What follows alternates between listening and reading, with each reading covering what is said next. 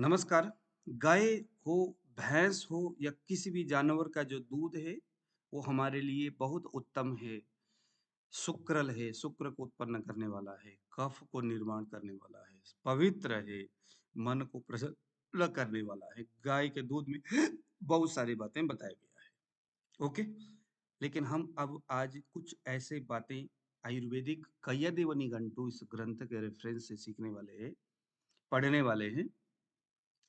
जहाँ उस गाय के दूध को किस कंडीशन में नहीं पीना चाहिए के बारे में जिक्र किया गया है। शायद हो सकता है बहुत सारे लोग इस भाव को, इस बातों को नहीं सुने हो और जबरदस्ती अनजान ही कोई आदमी इस तरह से गाय के दूध को ही अमृत समझ करके जहर पी रहा हो। इस वीडियो के अंत तक बने रहिए। आपको ग्रंथ से निकाले हुए बातों को संस्कृत के शब्द के साथ में ट्रांसलेट करते हुए आपको बताता हूँ। देखिए, शुक्लाद वर्णांतरम प्राप्त मधुरान्य रसम तथा दुर्गंधम चाम्ल लवण ग्रथितम वर्जयत पया। स्पष्ट बताया है कि गाय का दूध शुक्लाद सफेद ही होना चाहिए। चाहे गाय हो, चाहे भैंस हो, चाहे किसी का भी जो दूध है, वो सफेद होना चाहिए। लेकिन एक इसमें ये है कि भाई अक्सर गाय का दूध और घी जो है वो तो पीला होता है। गाय का जो दूध है बहुत सफेद तो नहीं होता। तो इसका अ, उत्तर ये होता है कि गाय अभी-अभी जो जन्म दिया है, उसके 9-10 दिन तक वह दूध कैसा होता है? ग्रथित। उसमें कुछ अम्ल या कुछ लवण रस प्रारंभिक रूप में होता है, इसीलिए कुछ जल्दी वो ग्रथित हो जाता है, मेवा जैसा बन जाता है, मावा जैसा बनता है। ग्रंथ क्या बोलता है? ऐसे ग्रथित दूध का भी सेवन नहीं करना चाहिए। तो दूध हमेशा किसी का भी हो, सफेद होना चाहिए।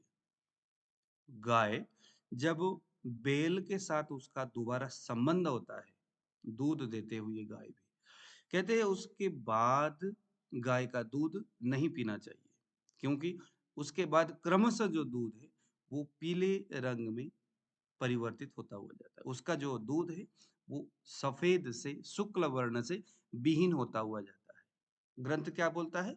दूध हमेशा शुक्ल वर्ण का ही होना चाहिए। तो यानी कि अभी अभी बच्चा जन्म दिया है गाय, उसके 10 दिन के बाद से बैल के साथ संबंध हो, उससे पहले उस बीच में गाय का दूध उत्तम होता है। उस दूध में भी कुछ और कंडीशन है, देखिए जरा। मधुरान्य रसम तथा, कहते हैं कि वर्णांतरम, सफेद रंग से कोई दूसरे रंग में कन्वर्ट ना हो, सफेद ही रंग वाला दूध उत्तम है। उसके अलावा किसी दूसरे रंग में परिवर्तित हुआ हो नेचुरली, तो वो दूध पीने योग्य नहीं है।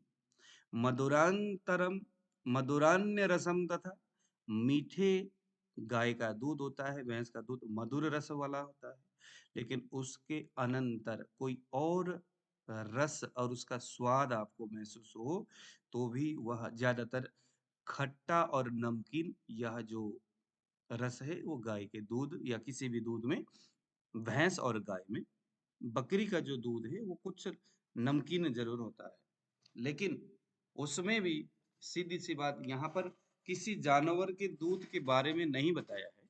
यहाँ पर बताया है अगर आप दूध पी रहे हैं, चाहे वो बकरी का हो, चाहे भैंस का हो, चाहे किसी का भी हो, मधुर ही रस होना चाहिए और सफेद ही उसका रंग होना चाहिए। ये ग्रंथकार का आशय है। दूसरे नंबर में न च दुर्गंधम, उसमें किसी प्रकार का स्मेल नहीं होना चाहिए नेचुरली। अगर आप कोई उसमें स्मेल डालते हो वो एक अलग बात है। खट्टा नहीं होना चाहिए, नमकीन रस उसमें आया हुआ नहीं होना चाहिए, है ना। अम्ल लवणम, ये दोनों खट्टा और नमकीन रस उस दूध में नहीं होना चाहिए। तीसरे नंबर में ग्रथितम वर्जयत पया।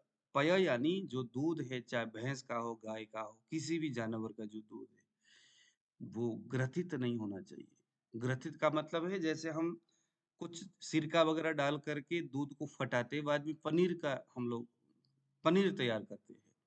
स्पष्ट ग्रंथकार बोलते हैं खट्टा चीज या नमकीन चीज डाल करके पया ग्रथितम वर्जयत, दूध को ग्रथित यानी गांठ जैसा बनाना, सख्त बनाना वर्जयत मना किया गया है।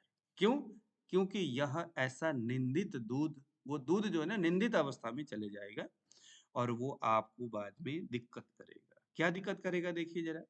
अम्लेन लवणेन अथ युक्तम, खट्टा और नमकीन रस से युक्त अगर हो गया वो दूध, या दुर्गंधित हो गया है वो दूध, या रंग उसका सफेद से कोई और रंग नेचुरली चला गया वो दूध, या खट्टा रस डाल करके, सिरका आदि डाल करके उस दूध को आपने ग्रथित किया, वह दूध कुष्ठाधिकृत पय, वह जो पय यानी दूध है वो कुष्ठ, स्किन डिजीज जो तमाम तरह के हैं, सिर्फ स्किन डिजीज ही नहीं कहा, कुष्ठ रोग नहीं कहा, कहा उससे जुड़े हुए कई सारे कुष्ठाधिकृत और भी बहुत सारे शारीर रोग दे सकता है। इसलिए ग्रथित यानी पनीर जैसा बनाया हुआ कोई चीजें सफेद रंग से विहीन हो गया है नेचुरली, ऐसा दूध जिसमें से दुर्गंध आ रहा है, जो खट्टा या नमकीन रस को प्राप्त हो चुका है, ऐसा दूध नहीं सेवन करना चाहिए।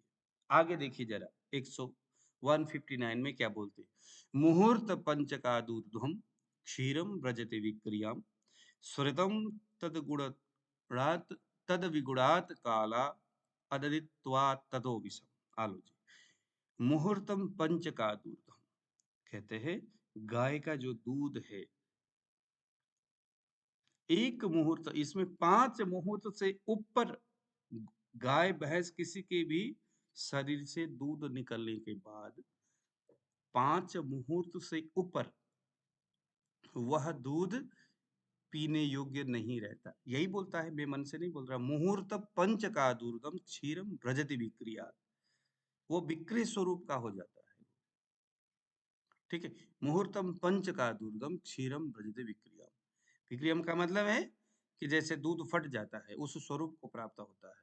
अब आप चाहो उसको फ्रीज में रखो, चाहो उसको किसी स्वरूप में रखो, दूध परमाणु स्वरूप से, परमाणु स्वरूप से वह दूध विक्रिय स्वरूप में हो जाता है। यानी वो उसका जो नेचुरल जो अ, शरीर को पोषण देने वाला तमाम जो गाय के दूध के जो अच्छे गुण जो हम गिनाते हैं, अब ये 5 मुहूर्त कितना है, तो देखो एक मुहूर्त जो होता है 48 मिनट्स का होता है, तो उसको आप 60 से आप उसको करो, तो ये समथिंग 60 मिनट से, क्योंकि एक 60 मिनट का 1 घंटा है, तो 48 मिनट्स का एक मुहूर्त है, तो 5 मुहूर्त का मतलब हो गया समथिंग 6 घंटा। तो गाय का दूध गाय के स्तन से निकलने के 6 घंटे के आसपास में उस दूध को हमें निपटा देना चाहिए। उसके बाद दूध नया और ताजा ही निकाल करके सेवन करना चाहिए। हाँ, उस समय फ्रीज का प्रचलन नहीं था, तो हो सकता है कि 6 घंटे वाला ये व्यवस्था इन्होंने बनाया, लेकिन कुछ गुरुजनों से मैंने सुना था कि आप चाहे फ्रीज में रखो, चाहे कहीं पर भी रखो, किसी भी पदार्थ का जो नेचुरल जो एक व्यवस्था है, उसका जो जीवन चक्र है, जिन्हें हम कह सकते हैं जीवन चक्र, वो कभी भी, जैसे एक आदमी ही कोमा में चला गया, अब उसको चाहे आप आईसीयू में डालो चाहे कहीं भी डालो, उसके शरीर का जो जीवन चक्र है, ऑर्गन का जो जीवन चक्र है, वो लगभग डेड है। अगर उसका, हाँ, मृत्यु का समय आ गया तो, लेकिन अगर उसका जीना है तो फिर वो अलग बात है। तो कहने का मतलब, पंच मुहूर्त 6 घंटे तक गाय का जो दूध है, सेलुलर लेवल में उस दूध के अंदर जो भी उसकी जो परमाणु है, जो शरीर को पोषण देने वाला होता है, बेसिकली मैं ये नहीं कहता कि वो दूध त्यागने योग्य है, क्योंकि फ्रिज में अगर आप रखोगे तो वो फटेगा तो है नहीं, लेकिन इतना पक्की बात है कि यदि वनिगंटू की इस भाव को तो हमें जरूर अनुमोदन करना चाहिए कि उस दूध के जो परमाणु है सेलुलर लेवल में शरीर को जो पोषण देता है, देखो क्या क्या करता है दूध। गाय के दूध के बारे में यहाँ पर हम देखेंगे, गाय के दूध क्या क्या करता है। अब ये जो गुण है गाय के दूध में, वो गुण आपको 6 घंटे के बाद, चाहे आप फ्रीज में रखो चाहे कहीं भी रखो, नहीं मिलने वाला। गव्यम शीतम गुरु स्निग्धम मधुरम रसपाकत वहलम श्रेष्ठ बिनमूत्रम पिच्छिलम स्तन्य कृन मधु। ये सारी चीजें आपको कम मिलेगा। स्नेहनम दाहा दाहा विसरित पवित्रम कप शुक्र, इसमें से कुछ कुछ चीजें मिल सकते हैं, जैसे श्रेष्ठ बिन मूत्रम, ये फ्रिज में रखो आप 24 घंटे भी, तो मल और मूत्र को निकालने वाला ये हो सकता है। लेकिन क्या नहीं हो सकता, देखो पवित्रम, ये मन मन की ओर इशारा कर रहा है। ये पवित्र, ये पवित्रता देने वाली जो बातें हैं वो आयुष्यम, वो फ्रीज में रखने के बाद 5-6 घंटे के बाद वह दूध में शरीर में आयुष्य को देने वाला उस तरह के गुण नहीं होगा। और दूसरा क्या नहीं हो सकता है, जीवनी आना।